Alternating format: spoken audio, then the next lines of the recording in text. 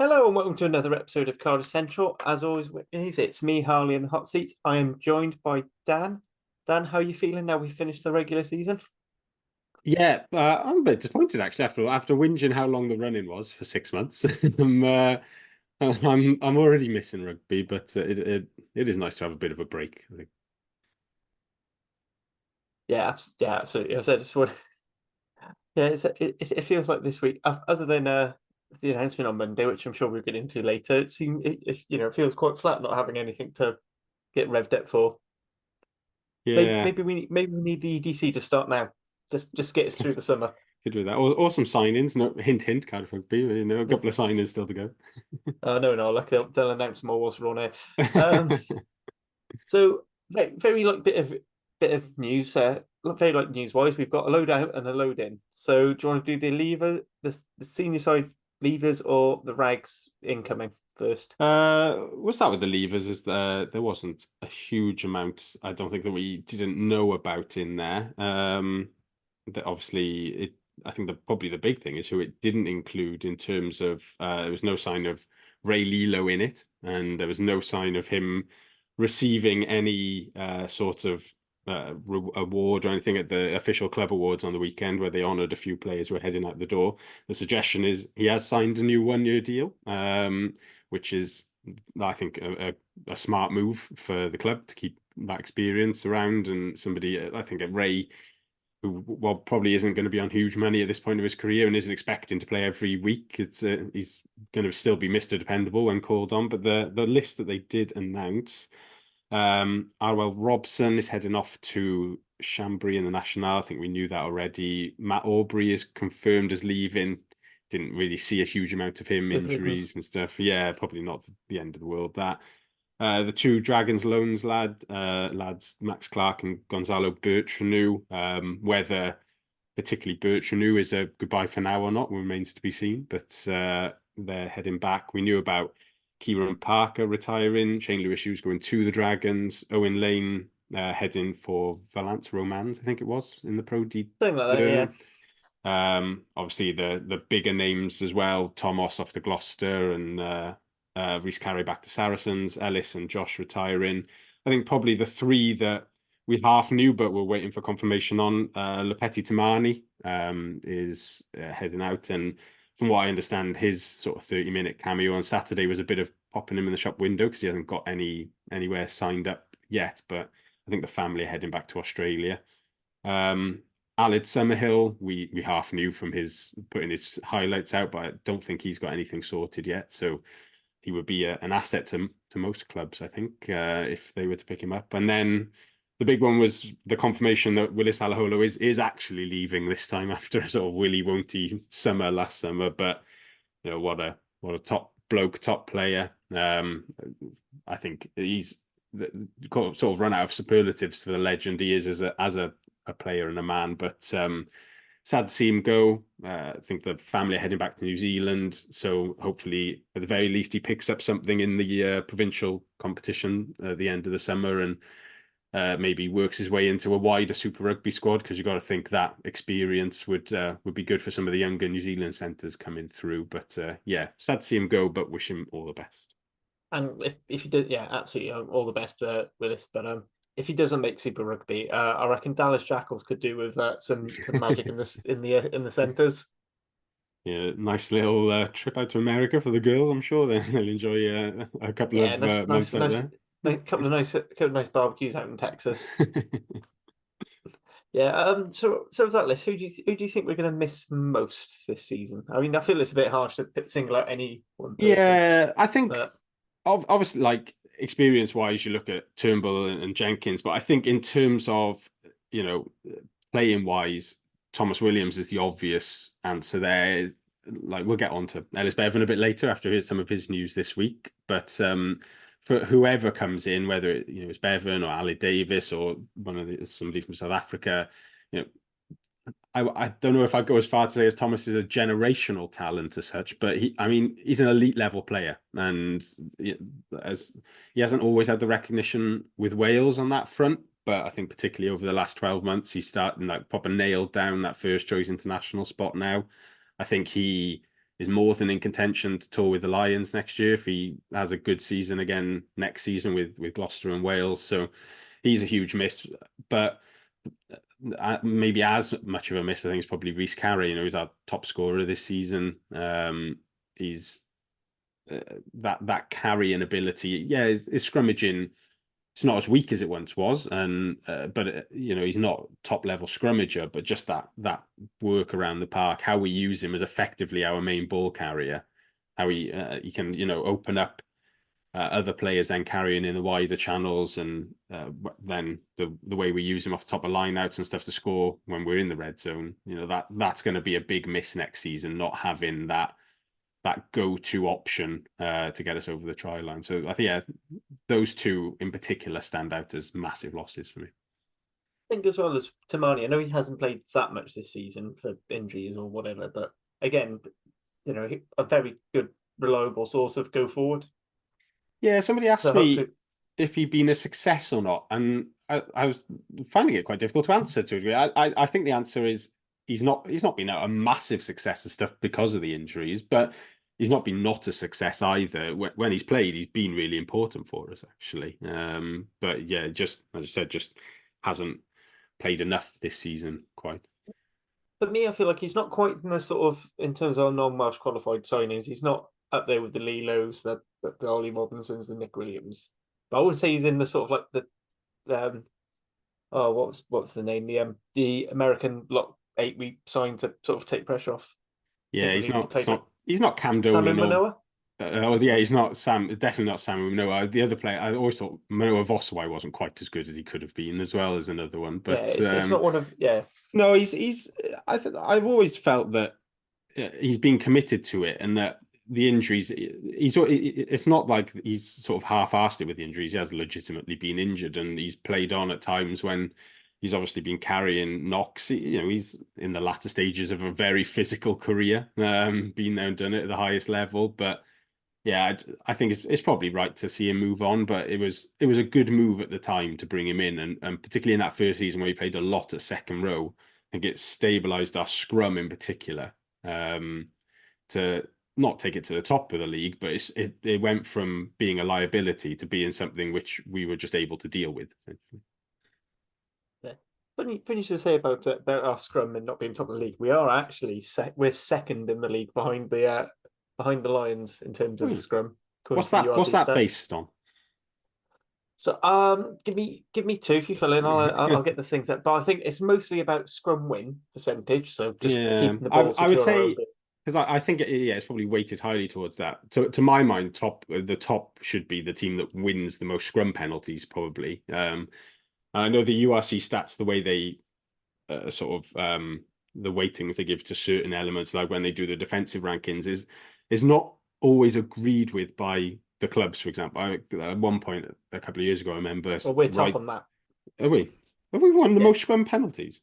Oh no, so no, we're top on defense as well. Oh, I see. Yeah, we are top on defense because we've made the most tackles and the most turnovers. That's the thing. A couple of years ago, we were like, we made the most turnovers. We hadn't made many tackles because we just hadn't defended a huge amount, and our ranking was quite low because of it. And then I wrote something about saying the defense was struggling based on those stats, and the club were not too happy because according to their stats, they were quite high, like quite a lot higher up because of the, I suppose, the different algorithm that they use to decipher the rankings. Yeah, so the three they only put three stats on their team page. So it's scrums won or lost, in which we're 6 with 105. Scrum percentage, which is I think just the heaviest weighted one, where scrums won percentage with 95% success on the scrum, and then we're 7th on scrum penalties, won with 24. Yeah, that sounds about right. Putting us bang mid-table for scrum penalties one sounds about right to me. And I think that's where our scrum is, like, in terms of it used to be bottom quarter, and now it's sort of bang in the middle. It's not going to be pushed off too easily, but it's not going to turn up destroying lads either. Yeah. So like just random. So this is the example. So the Ospreys, who you definitely would put way up higher, they're 12th because their scrum win percentage is in 15th because they've actually only got 86% win on throw ball. Yeah, and but they're second for scrum penalties, won with 34, and they've won 108 scrums in third. They've put one loss, but they don't actually give you two numbers, which Yeah, Yeah, it's my that doesn't. I mean, the Ospreys have pulled our scrum apart twice. Not as much on Saturday. We'll get on to Judgment Day in a bit, but yeah. certainly at Bridgend they they gave us a right good see into on that bog. So. Yeah, yeah. So DHL Stormers, who would be by your definition the best scrum, they have 49 scrum penalties. So that's 50. That's that's a 15 more mad than the stat. Ospreys won. Yeah, that's That mad. is like that's right. But they've only won 99 scrums and had 88% win success. It's like Yeah, it's yeah, I think they need to go back to yeah, the drawing board on their stats there. yeah. I think as well. Yeah, I think for me, like the big thing for defense has got to be is I think the biggest thing for your defense has got to be points conceded. Yeah, I think if you concede fewer points, you're probably a good defense. yeah. But yeah, that's mad. Yeah. So speaking of Judgment Day, so just quickly going to talk about the fan reaction, then we'll give our own view. So I put out the usual 3-word thoughts. So from Twitter, friend of the pod, Andrew Ford, puts decent effort, fellas. Big T, Tony, he's put on to next year. I'll allow on to as one word. I'm not. Rob Pugh says, "What forward pass?" Yeah, for that one try. Osprey's better side by Drew Shepherd. I think that's Yeah, it's fair enough. fair. Decent despite our WRU from Rob Hill. Then onto the book of the face app. So you've got losing bonus point by Dan Minty and then Andrew Buhagia, who again I keep messing it. I'm sorry, you need to message me and tell me how to pronounce your surname because I'm messing up every time. Some season up again fair. Then on sort of like when we post it onto the Cardiff rugby fan page, a lot of people need to see it's 3-word thoughts. I don't want the essays. But yeah, so a lot of things are forward wins games from Adrian Dunleavy puts a big essay. Good crop. That's it. Then other ones are best team lost by Andrew Gardner. Scrums need attention by Michelle Clay. Well, I've just said actually it's not often we have that issue in the scrum. So I'll say future looks bright by Rob Hackman. Ben Thomas outstanding. Charlie Hunt. Nigel Thomas, we still lost. Martin Priest said really good game. I agree with that. Matt Pox says WRU screwed over. Don't know who they got screwed over by us or we got screwed over by them. I'm not They entirely screwed sure over yet. everyone. Christopher Nunn did acknowledge the fact that he wrote an essay that was much longer than 3 words, so thank you for that. But yeah, so those are the other ones. And then there's a couple of other things. And yeah, if it's long, if I haven't read out your comments because it's longer than 3 words, and and it ends the rules. I think they're pretty.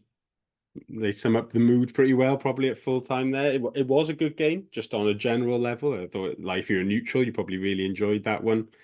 The only one I'd probably disagree with is that the better team lost. I thought the Ospreys deserved it on the day. Ultimately, as we probably played the nicer rugby, which is maybe what they mean. I thought we moved the ball around better and we scored the nicer tries generally. But you just cannot let the Ospreys have any sort of set piece in against you because they will just punish you, and that's what happened in the end. Their scrum got on top. They used them all second half quite well. A couple of yellow cards. Red card didn't particularly matter so much, but yeah, just generally I thought it did sum up the season quite well for Cardiff. We played nice rugby. The young lads did really well. A couple of standout performances from them. We did what we thought we were going to do, push into the sort of fringe 15-meter channels and really try and stretch the Ospreys. The tries we scored were really nice. The Cabango try is a really great try. The Brady try on half times really well worked as well. And then piece of Ben Thomas magic right at the end, who was fantastic on the day. The best I think we've seen him play for Cardiff, really. Playing at 10 or 12, and they'll talk about what his best position is, but ultimately I think when he plays 12 for Cardiff, he pretty much plays 10 as well. There was a lot of time in the first half where he slotted into first receiver and is making decisions there. So no, they played really well. His link up with De Beer we knew was good, but I thought what was particularly good from Thomas was his link up with Winnett then on the outside channel as well. Winnett came into the line really well. It's his pass that puts Evan Lloyd away for the Grady try on half time, which is a beautiful missed pass that just lets Lloyd run that outside arc in line and get his hands free. The Lloyd as well, I thought was really good. His best performance in the Cardiff jersey so far. Line out was excellent against a good set piece team, and going up against Derry Lake, who probably is the best hooker in Wales still, I think, just about. He didn't look out of place at all. He didn't look like somebody who's still only recently converted to hooker, really. So that's positive for him and for Cardiff and for Wales. Yeah, I thought it was a good performance, and it just showed again though that we're close, but we're lacking in certain areas still, set piece and defensive discipline a little bit. We do need an out and out seven. Botham's a great player, and where Ruben Morgan Williams is going through and Botham scrags him and wins a turnover is a great piece of play. But I think he's much better when he's freed from the open side duties, and we bring in an out and out jackal there, and Botham can, he can tackle Jackal, pop up where he wants in the defensive line, just to his heart content, really. So yeah, things to take away for Sherratt over the summer. But overall, that's a solid 8 out of 10 like Cardiff there, and 2 more losing bonus points to add to the column, just for a laugh, really. Yeah, got to finish. That game had every. I said on Wrap that that game summed up our season. Scored a wonderful try where the try scorer gets injured very shortly afterwards. There was a thick red card because it was definitely a red. It was just a bit thick and lazy. Yeah. Sorry, Seb. Yeah, I'm sure you know. I'm sure you know that. That's not your finest moment this season. And then we got 2 losing bonus points. And then you might have argued that when Luke Davis gets yellow carded, you could make an argument saying maybe he should have at least looked at the possibility of a penalty try there, because you can see they dive on Ray Lilo's arm as he's about to place the ball. Yeah. But I do feel like Osprey, on the balance of things, probably deserve to win that game. So I'm not going to play. It was a bit like with the Zebra game that if we'd won the draw, if we'd won that, I'd have felt like we'd cheated them a bit. Yeah, that's fine.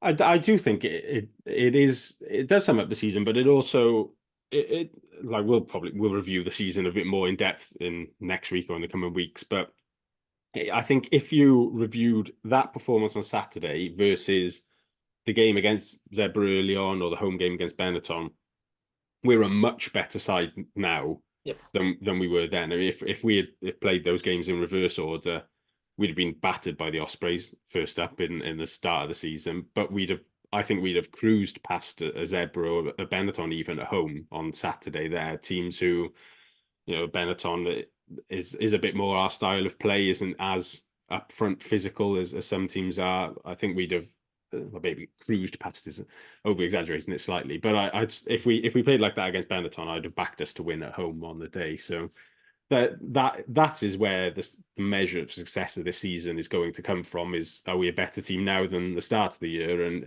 as individuals, yes, definitely, and as a team, particularly when we attack like that, and be missing it for a few weeks, but when our attack does click in that manner, then we are a much better rugby team now and at the start of the year. So with a proper pre-season coming up, who knows what next season might bring.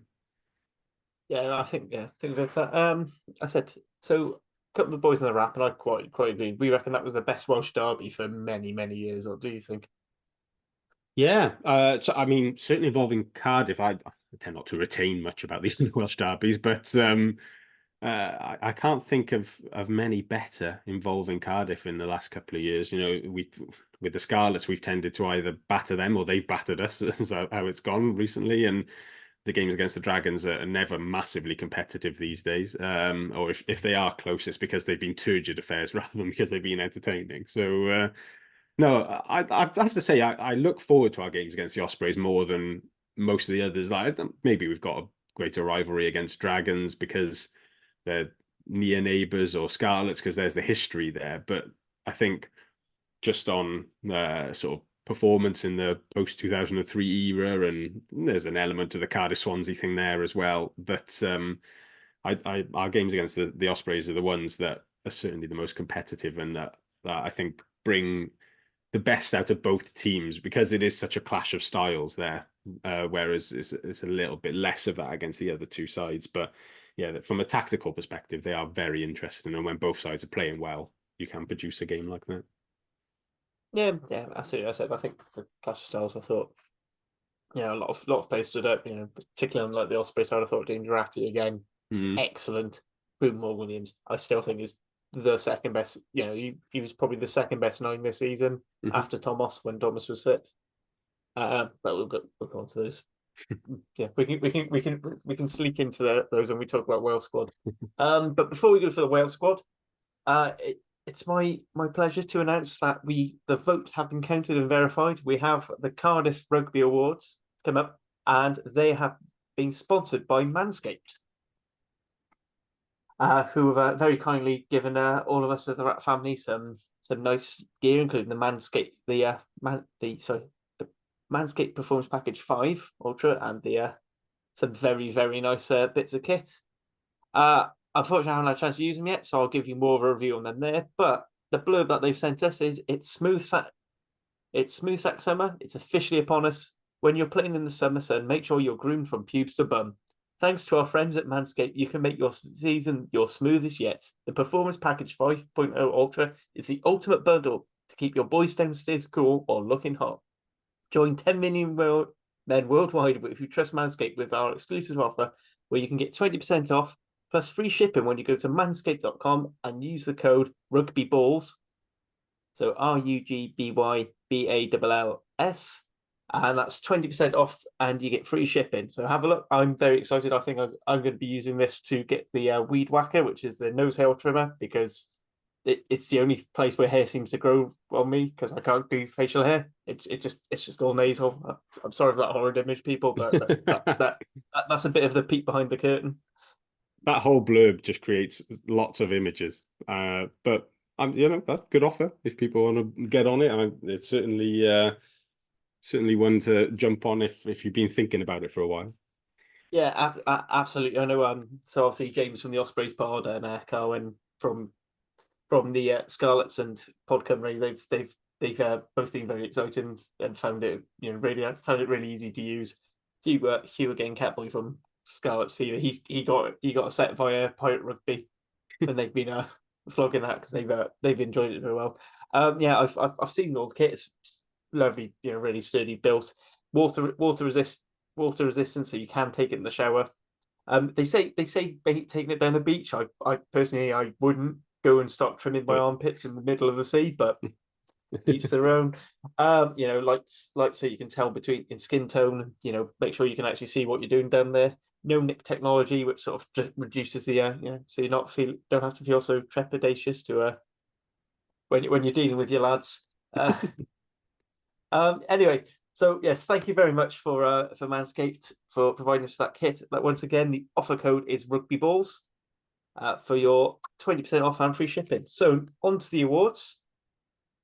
So I'm only going to go for the winners. So the polls went out on Twitter 2 weeks ago. So I'm just going to go for the winner. I'm going to give you the vote share as well, so you can see how contentious it is. So starting off with young player of the year, or breakthrough player, whichever way we phrase it, I can't remember now.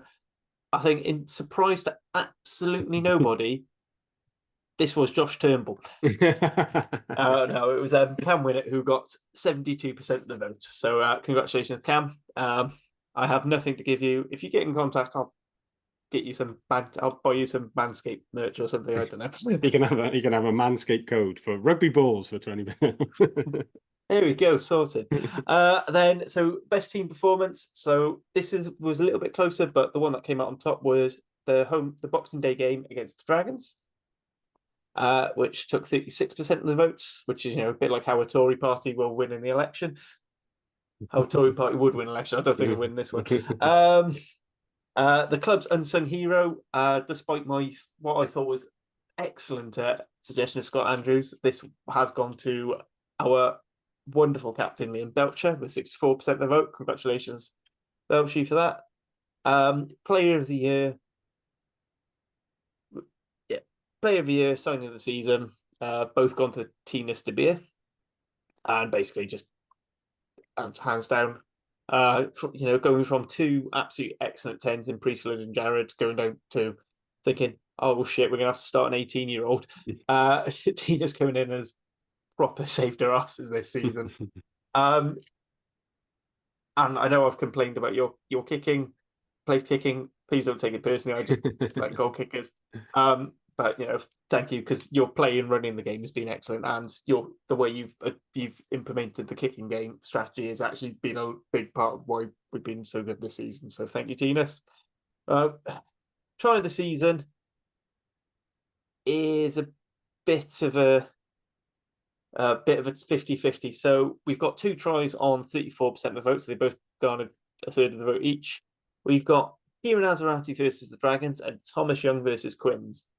Now, Dan, I'll leave this decision to you. Do you want to just pick one of those two now and give that try of the season, or do we want to throw in one of the tries from Judgment Day and we put it out to vote again? No, I'm going to pick it because I enjoy having the power. And although the tries on Judgment Day were good, I don't think any of them were quite as good as Kieran Azarati scoring from 75 meters out, going past 8 Dragons defenders and scoring. And because Thomas Young won the official club one as well, Azza's try deserves some recognition. So I'm gonna give it to Azza against the Dragons. There you go. Congratulations, Kieran Maserati, for your try against the Dragons on Boxing Day. I mean, I feel like try of the season should come from performance of the season as well. So that Yeah, that's works. true. So that's good. With 35% of the vote, with Dan's extra vote, you are, that is your try of the thing.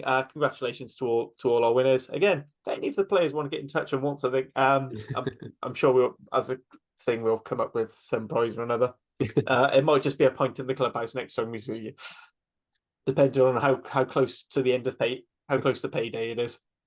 As long as I remember my CAC club card, so I can get the discount as well. Yeah, absolutely. So I think I'm going to be signing up for that next season anyway. As I don't believe we discussed. Did we discuss last week that fixtures have been released? No, that's true. Actually, it was the day after, I think, wasn't it? After our recording day that they came out. Yeah, we got two things to look forward to for next season now, because the Rags have announced their signings and the fixtures have come out. Which one? What do you want to start with? Do you want to do fixtures quickly first? Should we do the Rags? Yeah, the Rags, and then do the Rag signings, and then we'll have a quick go through fixtures, and we'll have a proper deep dive closer to the time, I think. Yeah. We let me just pull it up as I haven't got it ready. So the Rags confirmed 8 new signings for the semi-professional squad for the start of 24-25 in Super Rugby Cymru. Quite forward heavy, 7 forwards, only 1 new back. So there's Mark Thomas, loose head, who has had a random 12 months. He's been with the club for the last 2 years. Suddenly retired in September, popped up playing for his home club at Bilthwells, then came back to the Premiership on permit for Pontypool and is now back playing for the Rags next season. So ultra experienced guy. I think the list of clubs he's played for is longer than my arm, but mostly Ospreys, Worcester, Harlequins for a bit as well. Then another loose head is Jared Williams, who played for the Cardiff age grade team pre-COVID, went to Exeter Uni and has won 2 Buck Super Rugby titles and come second this year with them. Coming back from university next season, going to play semi-professional for the Blue and Black. So it looks like a pretty good pickup. I've seen glimpses of him playing for Exeter, and he looks like a solid option. A hooker then, Gavin Parry is somebody we know well, played for the age grade sides over the last couple of years. Started the season with the Rags and was with the academy briefly, but then left the academy and signed for Pontypridd. He randomly was Scottish qualified then, so won 2 caps for Scotland under 20 in the Six Nations, and is currently playing for Watsonians in their Super Series, which their Super Rugby Cymru, I suppose, is probably the comparison there. So he'll be back in Cardiff, and the other hooker is Charlie Manship, who was also with the age grade sides over the last couple of years, but is now coming into the semi-professional squad. At tight head, Tom Harper is from Pontypridd. He was at Swansea University for a couple of years pre-COVID, and then played for Mountain Ash and Ponte. He was on permit with us against Llandovery in the semi-final a couple of weeks ago, and looks a big old unit at tight head, which is good to add to the team. In the back row, Benji Williams is another Ely boy coming in. He was played age grade with us, went to the Ospreys for a year in their academy, played for Swansea University in Bucks Super Rugby, but then chose to leave their academy to come and play for Cardiff Met. Was in the Bucks Super Rugby team of the year last year while at Cardiff Met. And then Aled Ward was in our academy a good couple of years ago. Left to go to Cardiff Met. He then, when he graduated university, he went to Hartpury in the English Championship and has been at Pontypridd the last 2 years. So good options, both of them. I think Benji's more of an out and out 8. So we'll probably slot in where Morgan Allen was alongside Evan Rees with the academy from the academy as the 8 options, and then Aled Ward is 6/7, so can probably take the sort of Craig Hood versatile role where Hud's going to probably be covering second row a bit more next season. And then the back signing is probably the most surprise one of all the new signings. It's Josh Thomas, who people may remember from playing for the Ospreys quite regularly for a couple of years when he was younger. I think he kicked the winner against like Leicester or something like that in quite a big game. He's been at Newcastle last. Leinster, is it? Wasn't it that Leinster away game? It could well have been, I yeah. think, So I think, yeah. something like that. But he's been at Newcastle the last 2 years. Hasn't had a huge amount of game time there, particularly this season. But from what I understand, he's going to train full time with the first team over pre-season. He's only 23 still. Will play at 10, but can cover 15 as well. So could be a good option for if we're bringing Harry Wild in more regularly and having a bit of experience like Thomas at 15 to sort of talk him through games would be good. But if he impresses pre-season, there's no reason why he can't go and push the likes of Sheedy and Tinas as well in the fly half ranks. So overall, some really good pickups there, along with the academy lads. So there'll be plenty more of them next season in the Rags. I think there's now probably 21, 22 semi-pros on the books, and then a good 15 or so senior academy players. Not all of them will play regularly for the Rags. Some will play Buck Super Rugby or might even be involved in the first team a bit more. But yeah, Rags squad is looking a world away now than it was this time last year. Yeah, absolutely. So it's nice to know that this is sort of building. It's promising to see that they're all signings that definitely. So I know I was talking with Cohen and Yestin. Both Cohens from the Welsh pod, because they discussed this news on there, and it's nice that the Rags are signing the exact sort of players that the Super Rugby Cymru's meant for. It's that all youngish developing players who maybe didn't quite make it through one way or another, and it's a chance to get back into the system. Yeah, so 100%. That's quite promising. So, as I said, the URC have announced their fixtures, which is incredibly handy for those of us who are still deciding whether or not they were buying season tickets or not. I don't know whether it necessarily puts you off or puts you against. For me, one of the promising things is there's 4 Friday night home games, which for me, having to travel back to Devon currently, having a Friday night game is great because I can get away with leaving a bit work a little bit later, and I go to the game and then drive home. Whereas I feel like sometimes going for like a Saturday midday, I lose my day, and weekends are a bit precious with my daughter at the moment, so that's promising. I know other people dislike them. Interesting thing. So once again, with the lion's share of our home games in the first half of the season. So we've actually got 6 home games in the first 9 rounds, including 5 in the first 7. Admittedly, that first 7 takes us past the autumn international, so I mean, make what you will there. And then we end the season with the 2 easiest fixtures you could possibly have: Stormers and Bulls in South Africa. So, Dan, what do you make of this fixture list in terms of Cardiff? Yeah, I mean, there's a couple of random ones, like going to South Africa in the last 2 weeks is going to be fun. Also playing the Scarlets twice in 3 rounds right at the start of the season. I think we go away to them in round 2 and then host them in round 4, I think it is. So that's I'm not quite sure what's happened there.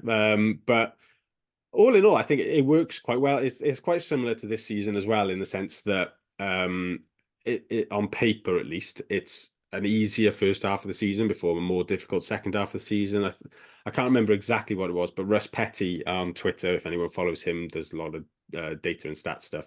I think the average league finish position of our opponents in the first half of the season was 11th this season, and then it was 8th in the second half of the season, or something around there. So with the home games to go with that as well, gives us a great chance to hit the ground running.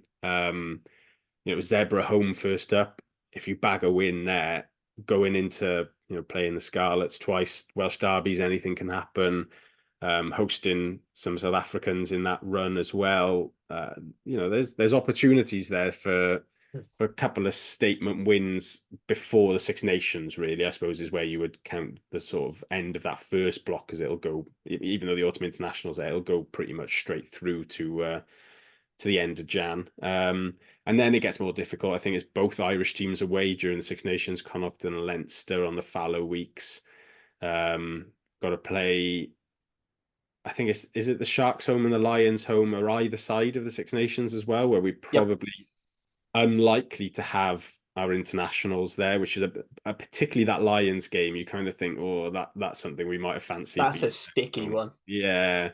So that might be a tough one. But if we can, if you can bag a couple of wins in those first couple of rounds up to Dragons on Boxing Day, see how we get on against the Ospreys on New Year's Day. But it's always tough there because the weather's always dreadful and they just sort of bully us off the park on New Year's Day, it feels like. But if And that is at cap, so yeah, that that might help a little might bit, help a but little even bit. then, it's not nothing Yeah. else. But yeah, it's definitely a kind fixture list for Cardiff. If you choose your fixtures, you play Zebra home every week. But if you choose your fixtures within the confines of what is actually the format of the league, I don't think it would be too far off what we've ended up with, probably. So yeah, we'll have a look at it closer to the time and see who recruits well over the summer. But I suspect there would have been a few Rice Miles when they saw the fixture list at a Yeah, cap when so it came in. because you mentioned that first block, so if we go up to New Year's Day, so I said, as we've alluded to, we're home to Zebra, then we're away to Scarlets, then we host Glasgow Warriors before hosting Scarlets in the return. Edinburgh away, then we host Ulster, then it's Dragon, then we've got the Autumn International windows, then we host Dragons, and basically it's almost back-to-back games of Dragons, so we play them on the 30th of November, then Boxing Day. So we've got the European block in between there. So yeah, it's gonna be interesting because you've got them, and then we've got the Cardiff RC Newport derbies as well Yeah. either side of the Boxing Day game for those of us who want to watch them. And then yes, and we're hosting Ospreys. Now, I know our form's not been great, and we seem to. I don't know why we just got a mental block against Scarlets, but looking at that, ideally we're probably looking at seven, maybe 8 wins. We need just looking at the back of the thing to. Yeah, I don't necessarily disagree with that. The key will just be building momentum, I think. Yeah, If you beat Zebra on that first one, play quite well and roll, then as the games go along, you look at Glasgow home. Was it Munster home in there as well? Or was that yeah. later in the Munster season? home is the last round before we do our South African tour. Oh, okay, so Ulster home then in that first block. Yeah, Ulster home. Glasgow Yeah, home, Ulster home, Scarlets home. Those are games which on our day we can win those ones. We pushed Glasgow away at the end of this season. We pushed Ulster away at the end of this season. I maintain that without the Ellis Jenkins red card, we beat the Scarlets at home this season as well. So yeah, if those games we target as turning losing bonus points into wins, you get 4 wins there. Edinburgh away is a bit of a free hit. Scarlets away to a degree as well.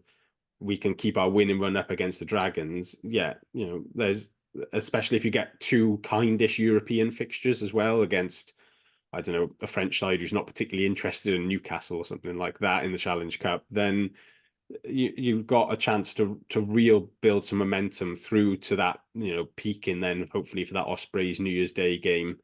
And if we're anywhere sort of half competitive then through the end of the season, or those games are going to be tough. Going to Connacht, going to Leinster, going to South Africa. But if as the Ospreys have shown this season, really, if you ride that wave of confidence and feel like you can win and find a way to win to nick Toby Booth's tagline, then anything can happen in that run in. It is, once injuries start hitting teams, if you avoid that, then there's points out there to be gained. And with it being a top 8 and there's a group of teams that are never particularly competitive, sorry, like Dragons and Zebra and stuff, and usually one South African is randomly dreadful for the whole season for no apparent reason. So yeah, I think they'd be pretty happy, and it definitely gives us an opportunity to be competitive. Yeah, absolutely. I mean, I would say it's like I'd rather it's a different team. Like if you could swap the glass, like I know Ulster at home would be a hard fixture, but I'd rather that first round of the season Zebra when we're losing our international. The week when Yeah, typically our internationals get pulled up. But yeah, I'll still be that's quite by a the new by. team next year as well, new coach and a couple of new Yeah. players in key positions. But yeah, I don't think I think the Zebra one, there'll be a bit of pressure on that. I think in that first game of the Mm. season to not only win but win quite comfortably, probably. But if they do that and on our plastic pitch and on a nice day, we're certainly capable of putting Zebra away. Then that'll be a great start to the season to kick on with. Yeah, absolutely.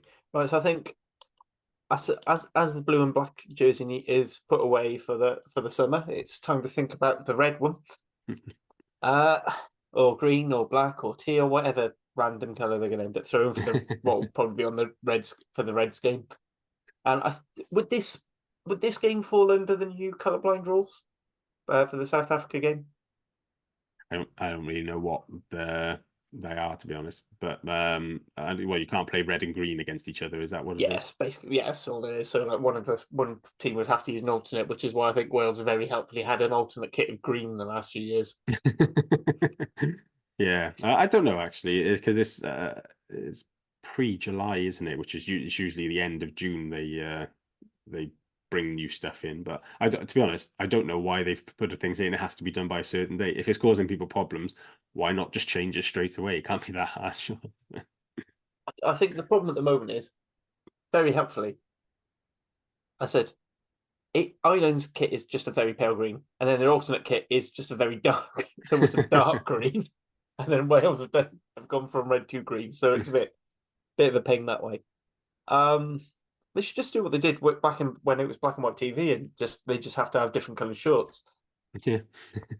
But that's by the by. Anyway, so we have a Wales squad announcement. I had quite a few bits of rants about this on Rap, so please feel free to listen out to get my full things. Dan, do you want to kick us off with your feelings? Weird squad.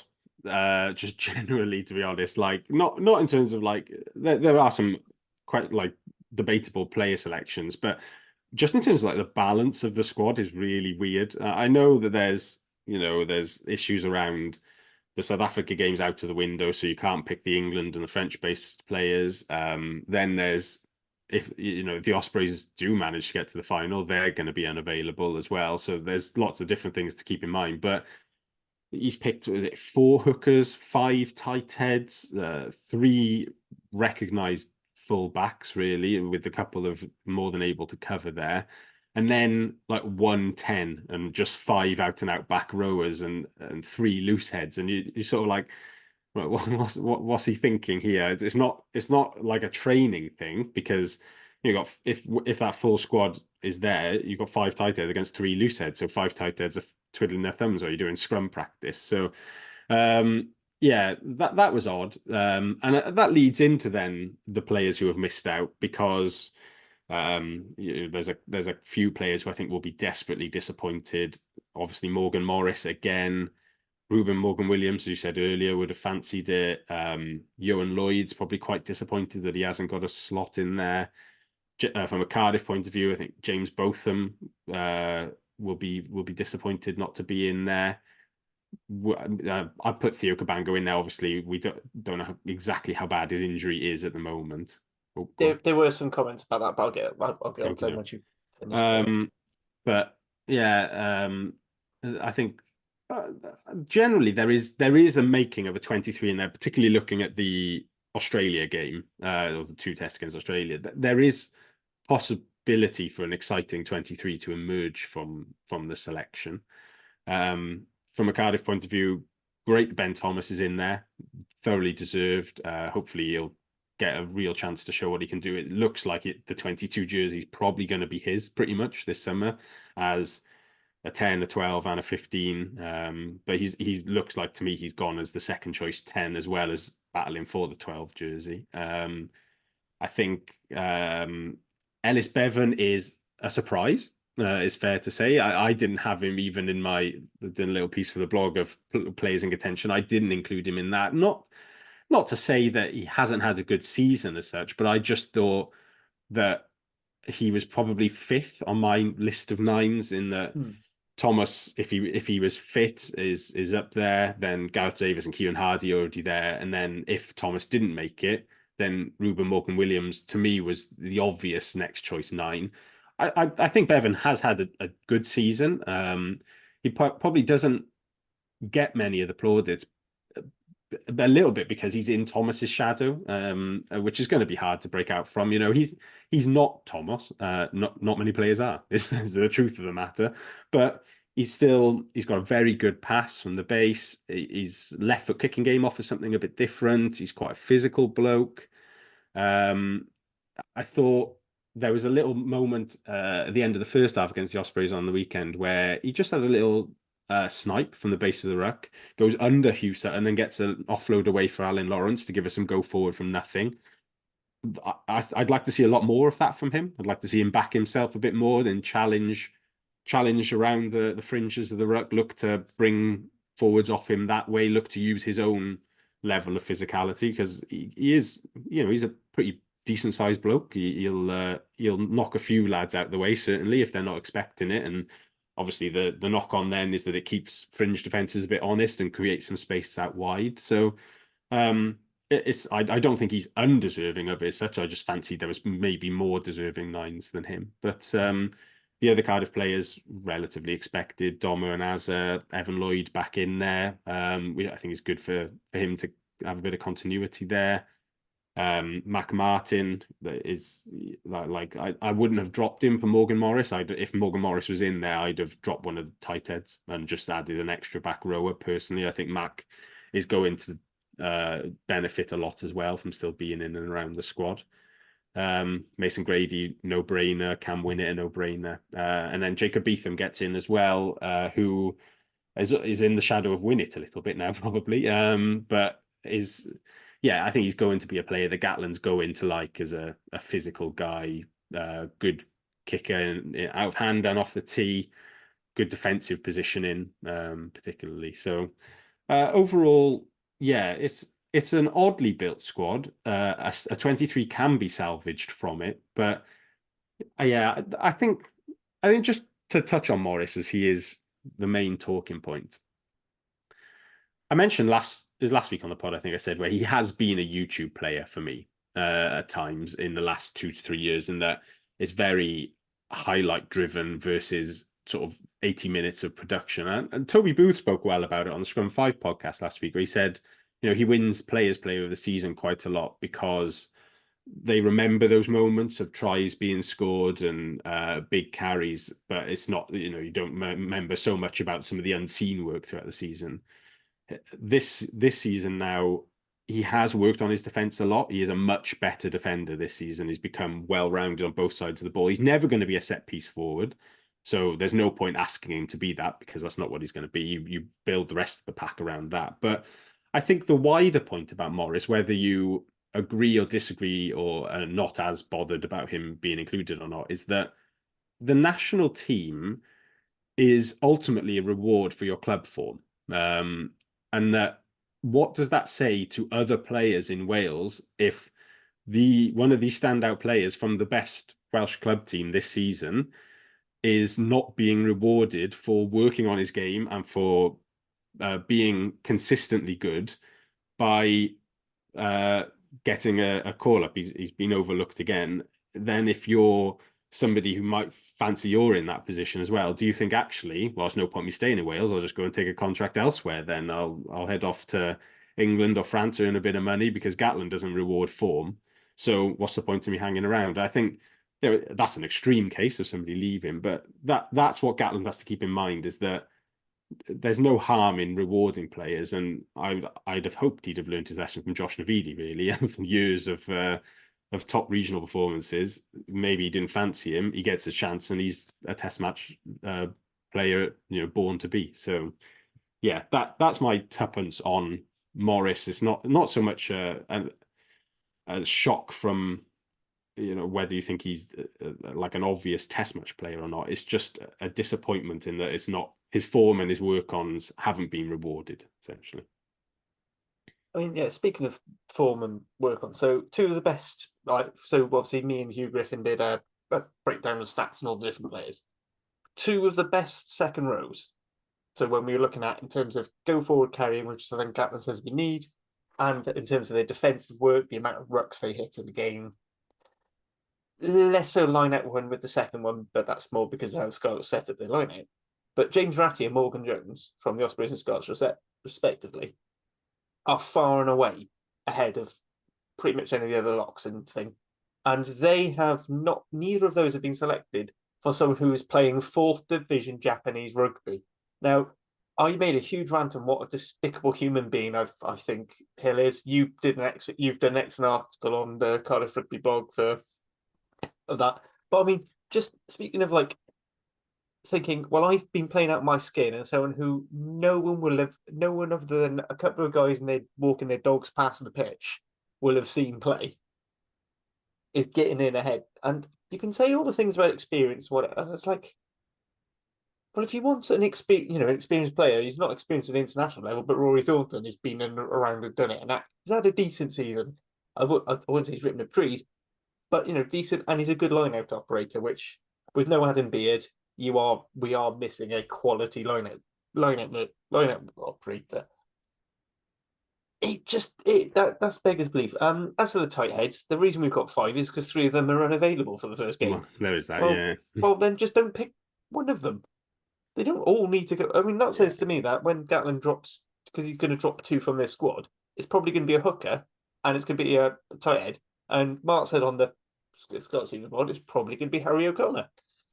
Yeah. Which, is a bit, it reminds me a bit of what happened with Kirby Myhill and the pivot, because we played this stupid out of test window game, had no fit hookers. So they called him up for one game and dropped him as soon as everyone was fit and available. It's, yeah. Otherwise, yeah. I don't get the point of bringing Liam Williams back.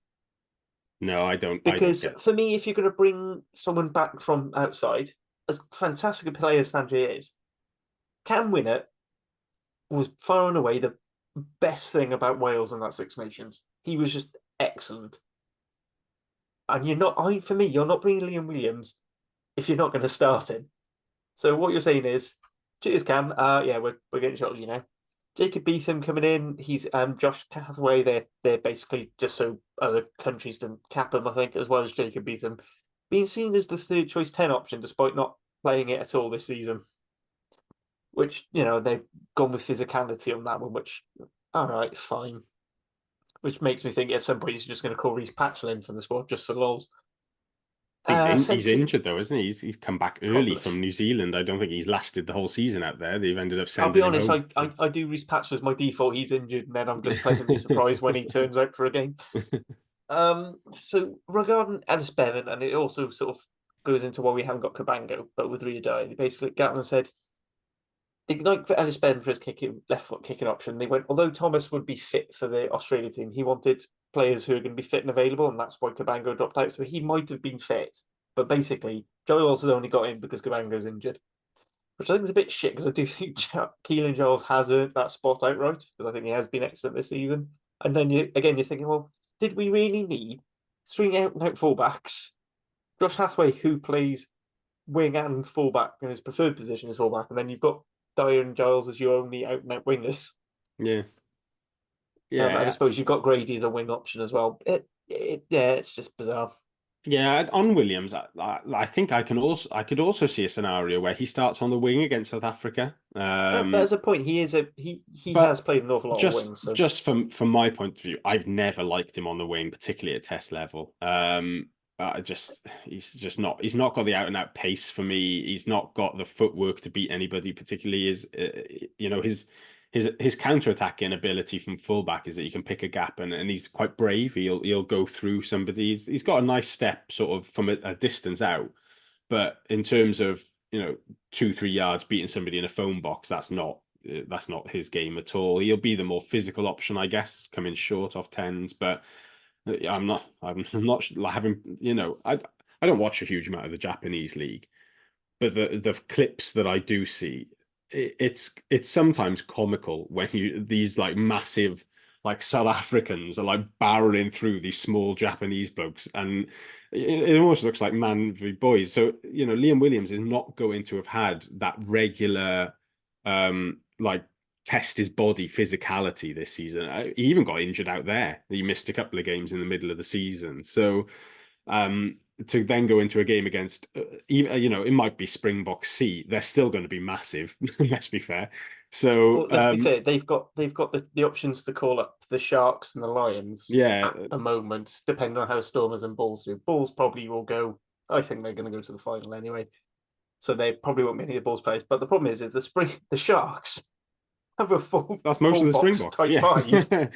And but even if they pick some lads up from Curry Cup, they're still bloody massive in the Curry Cup. So I mean, yeah, they're going to be big. It's going to be a physical game. I question how his body holds up even in that game, to be honest. So yeah, that there are, it's just it doesn't seem to be much joined up thinking when he's made the squad. He's picked names and has produced sort of, is it 36, I think, players, but there's not a lot of, okay, well, um, I'll pick X amount of centers and then this releases this player to play as a winger, or I'll pick X amount of back rowers and then we'll slot in if there's any extra spaces and tight heads. It's very much like I'll write all my tight heads down and then I'll write all my hookers down, and there's a couple of spaces left, so we'll add some back rowers.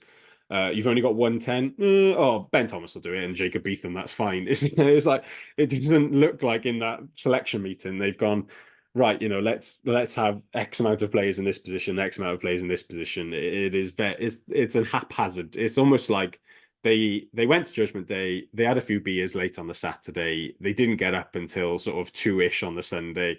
They've got together at the Vale late on the Sunday night and then gone, oh crap, we need to do this squad for tomorrow, and just chuck some names out there in that sense. But I will just say, like, go back to, if he picks a 23 of, and I think the one that I came up with off the top of my head was, you could go Gareth Thomas, I'd start, let's say, Elliot D to reward his form in the Six Nations, Azarati, Shunza and Dav Jenkins in the second row, Plumtree, Reffel, Wainwright as a starting pack against Australia. You go Gareth Davis and Costello, Tompkins, Grady, Hathaway, Dyer, and Winnett, with a bench then of Dewi Lake, Domachowski, Dylan Lewis,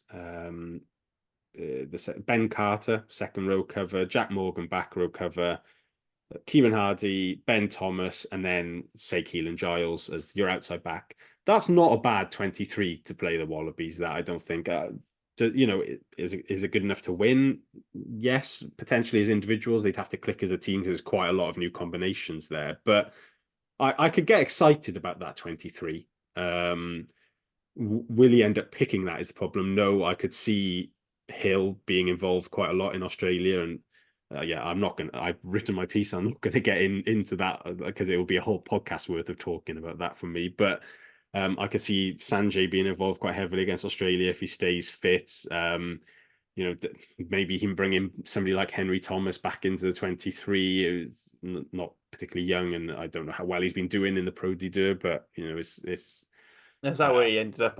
Yeah, I I don't think know. he He sort of was. fell off the radar after He went to Montpellier. Castro briefly, and I think, and yeah, Because I think he might actually be available for. They're saying he might be available for the I think so. South Yeah, because Africa game he's because he's basically back at the floating Scarlets. around.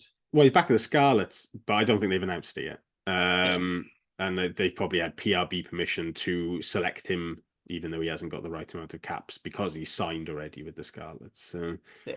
but yeah, So I think because I think I he yeah, it was a weird medical joker thing where he was just floating medical joker yeah, to he was medical bouncing joker. around So the south of France, which that's quite fun, probably for 12 months. But I'm not sure it deserves you then a test call up at the end of it, certainly. So, but yeah, I can that would be in the 23 I could get excited about. I don't hold out much hope that 23 actually appears in Australia, unfortunately. so I'm not so sure about your second row. Personally, I feel like maybe Chunzo would be a 19 and you'd have Carter starting. Oh, Not because I yeah, I think could it's get on board inspirational, with but I that. just think because out and out locks. Yeah, Um, I have to say, I think there's something in Carter. I know he's been up and I down think a him little bit. bulking up over the summer is Yeah, I speaking think of there's bulking up. something there. Yeah, sorry. Speaking of bulking up, obviously Alex Mann has been rested because he's basically had a few niggles after playing in a very physical position and being a bit of a wee man. I hope he doesn't mind it. I mean, if you're playing blindside at international level and you're 6 kilos lighter than I am on your listed weight, you probably could do with a summer in the gym. Yeah, I don't think it does him or Josh Adams any harm at all to stay at Yeah, home. so absolutely. So, And it's great for Cardiff as well, I think. I think can we officially say friend of the pod, Josh Adams, after his Yes, he reply replied to us our on tweet? Twitter. Not didn't tag him. He just replied to us. Yeah. So we're best mates now. Yeah. So Josh, hey Josh, if you're bored in the summer, feel free to come on the pod. We'd love to chat your rugby story from your days at with Worcester and Scarlets Academy before that. Open invite. In other interactions with the squad, hope that Matt Jockey doesn't mind saying he did message pod. Just want to say thank you very much. It means an awful lot to all of us here for your kind words. I won't go into the full details of the message. But yeah, just hope hope you guys continue to listen to us, and I hope we continue to be a source of positivity for you all. Any other thoughts on the squad? No, I don't think so. No, it's like a lot of players who were always going to be there, and I think the only interesting thing will be what he does captaincy wise, probably then, because obviously Dav Jenkins was the captain, but I think he said he'll pick different captains as they go along, type thing. But I Yeah, wonder. I think by the sound of it, this is final auditions for his captain. Because I think the problem Dav Jenkins has got is that he's not Wales based, and that's probably going to count against him ultimately. That he's not going to be in all training camps all the time versus, Jack Morgan or Derry Lake or anybody else he fancies chucking in the mix who are, or like when fit, are going to be there constantly at the Vale, particularly in the Six Nations for sort of 2.5 months, however long it is. So yeah, be interesting to see whether he named.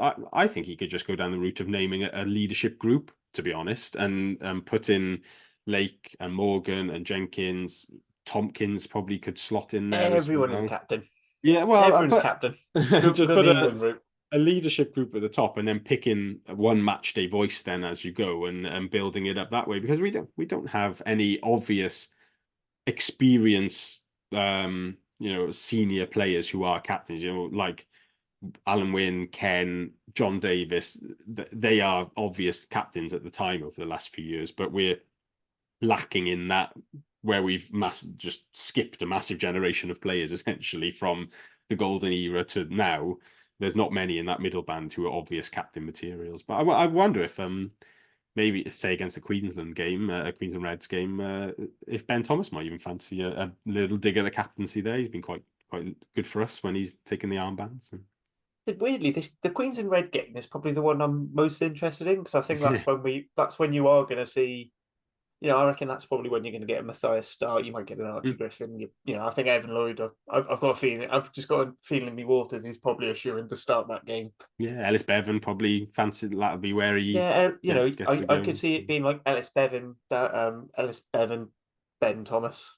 You might have Costello on the bench, sort of thing, and then you might see Jacob Beetham starting either fullback or 12. No, I think that's when you're going to get your Hathaway. Might be quite an interesting game. I think Hathaway's going to play in one of the Australia tests off the bench. I thought so. Just getting capped because obviously a game against club side isn't capped.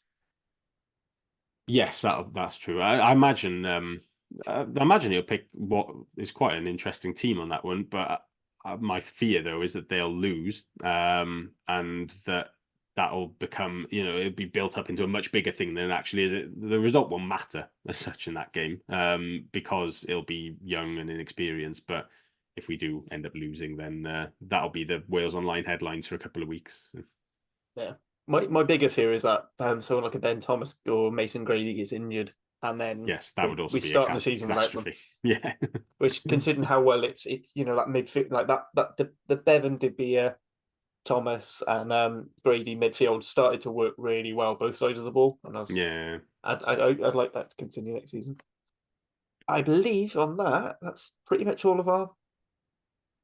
I think that's pretty much everything we've got to say. Yeah, good And for this week. so all that. So before I do the farewells, just remember, if you want 20% off and free shipping on any Manscaped product, to use the code RugbyBalls. Thank you very much for listening. Thank you, Dan, for joining me. Hopefully, we'll have Carwyn and a special guest of Francisco Isaac, the Rugby World writer who will sum up his first season as a Cardiff fan. The poor man. That's all from us. Ta-ra.